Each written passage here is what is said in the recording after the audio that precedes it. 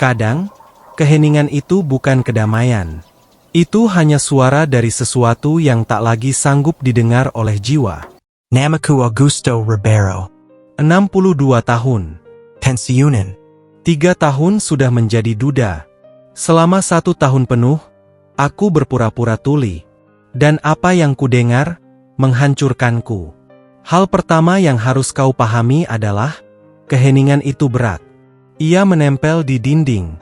Berserang di sudut-sudut rumah. Bercampur dengan aroma kopi basi dan kenangan. Sejak Helena, istriku, meninggal, rumah ini terasa terlalu besar. Besar dan dingin. Tawa menghilang bersama wangi parfumnya. Jam terus berdetak, tapi waktu seakan berhenti. Pada awalnya, anak-anakku sering datang. Membawa bunga, makanan, kata-kata manis.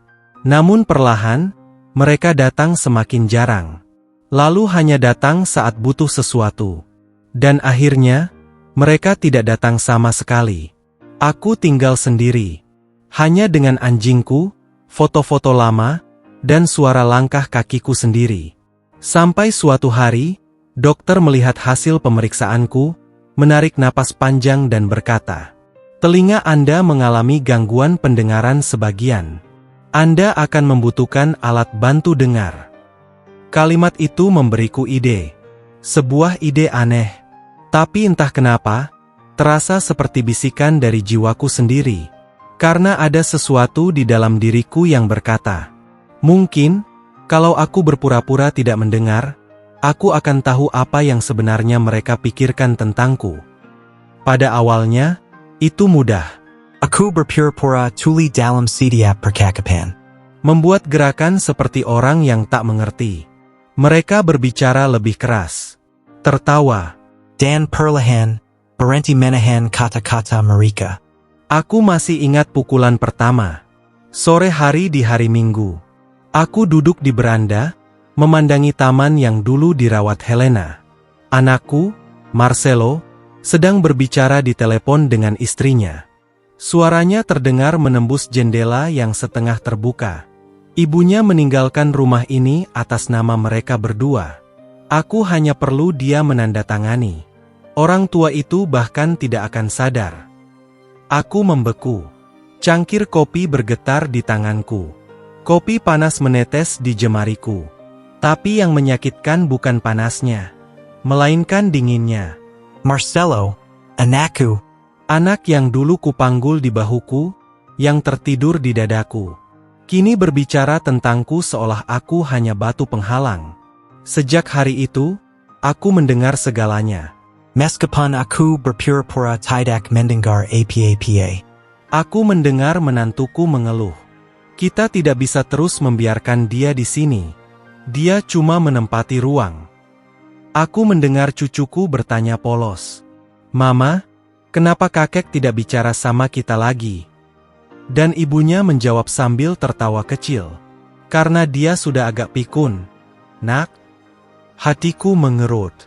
Tapi aku tidak bereaksi. Aku tahu, keheningan adalah satu-satunya sekutuku. Selama mereka percaya aku tak bisa mendengar, mereka akan menunjukkan siapa diri mereka sebenarnya. Dalam buku harian yang kutulis setiap malam, kucatat setiap kalimat, setiap tatapan, setiap gerakan. Hari ke-47, Marcelo meminjam uang. Katanya untuk memperbaiki mobil. Tapi aku tahu, dia membeli TV baru. Hari ke-78. Mereka tidak datang menjengukku pada hari Minggu. Katanya hujan. Tapi matahari bersinar sepanjang hari. Hari ke-103, anjingku mati. Aku menguburnya sendirian. Tak seorang pun menelepon. Kesepian itu punya suara. Dan ketika kau belajar mendengarkannya, kau akan sadar bahwa yang paling menyakitkan bukanlah apa yang mereka katakan, tapi apa yang tidak pernah mereka ucapkan. Semuanya berubah pada suatu malam di bulan Juli. Hujan turun deras. Aku sedang berada di dapur, membuat sup. Listrik padam. Aku mendengar langkah di garasi. Suara-suara pelan. Itu Marcelo. Bersamanya ada seorang pria berjas. Aku membuka sedikit pintu dan melihat beberapa berkas di atas kap mobil. Dan kalimat yang menghancurkan sisa kepolosanku. Ini tanda tangan palsunya, Tuan Marcelo. Semuanya sudah siap. Aku membeku. Guntur menggelegar di luar. Dan di dalam diriku, ada sesuatu yang retak. Aku tidak menangis. Tidak berteriak. Aku hanya menatap ke dalam kegelapan dan berbisik. Jadi, inikah alasan Tuhan membiarkanku mendengar cukup banyak? Keesokan harinya, aku pergi ke bank. Membuat dokumen. Mengubah surat wasiat. Dan menulis sebuah surat. Bukan surat kebencian, tapi kebenaran. Di dalamnya, kutulis semua yang telah terjadi. Dan, yang terpenting, apa yang masih kurasakan. Cinta. Ya, cinta. Meski sudah terluka, aku menyimpan surat itu di dalam brankas. Dan pulang ke rumah, siap melanjutkan sandiwara ini. Sedikit lagi. Hanya sedikit lagi. Sampai takdir menyelesaikan sisanya. Bulan demi bulan berlalu. Marcelo mulai datang lagi, dengan senyum yang sama seperti dulu, senyum yang dilatih. Dia bilang merindukanku. Tapi sinar di matanya masih sama, sinar seseorang yang berharap segalanya berakhir. Suatu hari, dia datang dengan semangat. Ayah perlu menandatangani dokumen untuk menyelesaikan beberapa urusan kecil. Hal sederhana, hanya administrasi. Tenggorokanku terasa kering. Aku mengambil pena, tapi tidak menandatangani. Aku menatap matanya dan, untuk pertama kalinya dalam beberapa bulan, aku berbicara. Marcelo, boleh ayah ceritakan sebuah rahasia? Dia tertawa, terkejut. Hah? Jadi ayah bisa dengar sekarang? Aku menjawab dengan tenang. Aku selalu bisa mendengar, nak. Termasuk malam itu, di garasi. Wajahnya pukit seketika, tangannya gemetar. Pena jatuh ke lantai. Untuk pertama kalinya, keheningan berpindah sisi. Bukan milikku lagi, tapi miliknya.